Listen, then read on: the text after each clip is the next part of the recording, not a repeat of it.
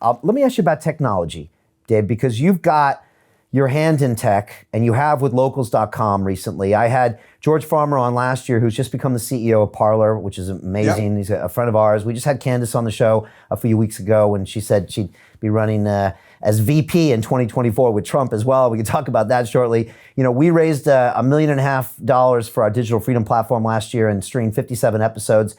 And don't get me started, Dave, but much of those episodes that were being censored on YouTube, those things are now being discussed in mainstream media and by our president. Things that I was called all sorts of nasty things for publishing last year. Now it's considered the normal narrative, but we can talk about that shortly. You just raised... Well, basically reality is just about 3 months after the bullshit. That's pretty much where we're at this point. I was vilified for having some of those guests on my show, and much of what they have said now is proving to be true or very considered to be a possibility.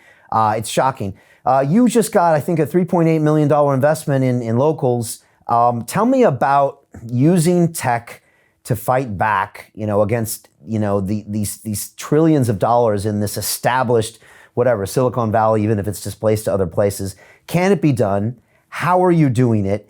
And what do you think we need to keep our eye on in order to be successful? Well, it's funny because a couple of years ago, I'm a YouTube guy just like you are, and we all saw these problems. I don't think I'm sitting here like I'm Nostradamus. We all were like, something's not right with the algorithm. I get more subscribers, but my views go down because less people are seeing it. We're being shadow banned, all of the stuff that we all knew about. I was like, something's not right here. And I kept, I know enough people in the tech world through the show that I do, that I kept saying to people, why isn't anyone doing anything about this? And everybody was just like, it's too political. Whatever we create, it'll be thought of as right wing and scary and all that stuff. And I was just like, you know what? Enough's enough. I'm going to start building something. And what I thought we could build, and this is really how Local started, was we should build digital homes for creators, the same way that somebody built the house that I am in right now. But what I do in this house has nothing to do with them. They built it for me, and they sell it to me, and then they get out of the way. What we do with Locals, we build you a community where it's all your video, you own it. It's all your audio, you own it. You own all the user data. You have a news feed that there's no algorithmic manipulation. People can like and comment. We have live chat.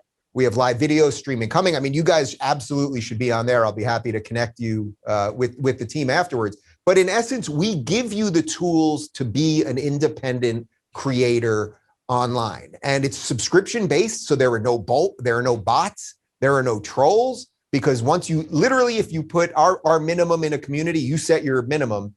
The minimum we allow on the platform is $2, but literally $2 a month would keep out 99.9% of the trolls. And if someone wants to pay you to troll you, well, congratulations. Now you're profiting from the trolling, or you can kick them out of your community the same way. If someone came into my house and kept trolling me, I would say, you can't be in my house, but you could do anything you want outside of my house. So you could still be in someone else's Locals community. So I felt we built a really smart bottom-up tech that seemed fairly obvious. And what was interesting is that 2 years ago, when I was initially going to Silicon Valley and telling everybody, nobody pushed back on the idea. Everybody loved the idea, but it was all about, we're afraid to put money into something political. And I kept saying, guys, this isn't actually political. I want gamers on there and unboxers and knitters and anyone that has a community that they want to be able to connect with people having nothing to do, without the pipes of big tech.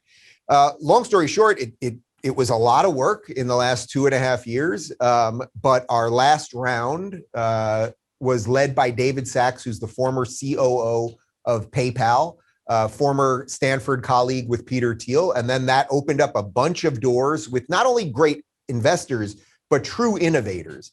And we're working on decentralized storage and decentralized payments and all those things. And I would say this, we're just one part of the new ecosystem.